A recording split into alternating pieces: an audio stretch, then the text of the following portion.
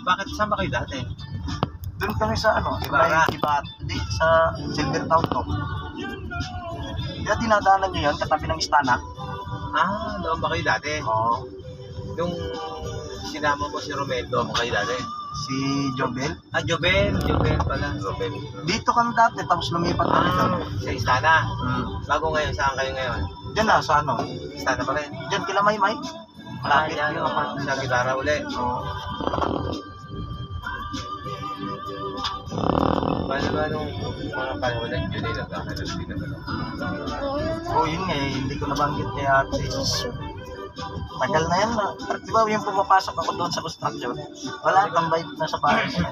Hindi ko nakita nga kita nagbabike. Oo. Maya din ako doon kasi sobrang pagod na pag uwi.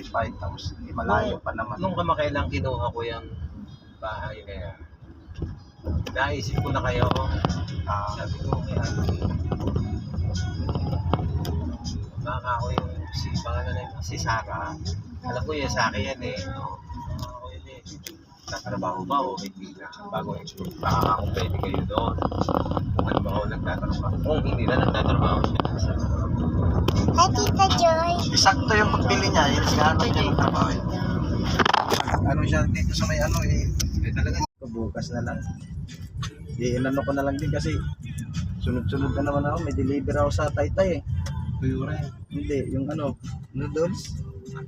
Yung noodles na kulay dilaw, yung parang steak. Saan mo kinukuha yun?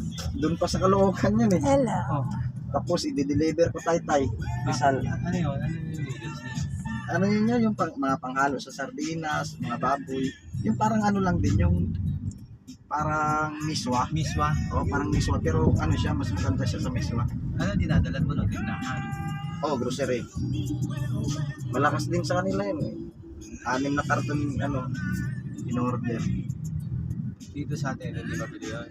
Mabili din dito yan, kaso tingi-tingi lang tindahan.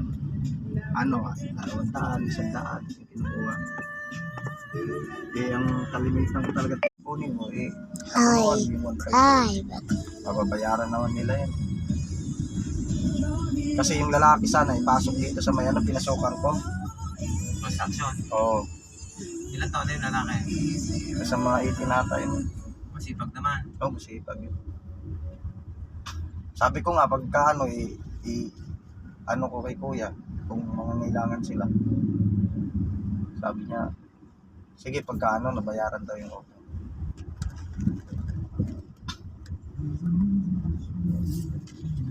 Kagaya din yung kay ano,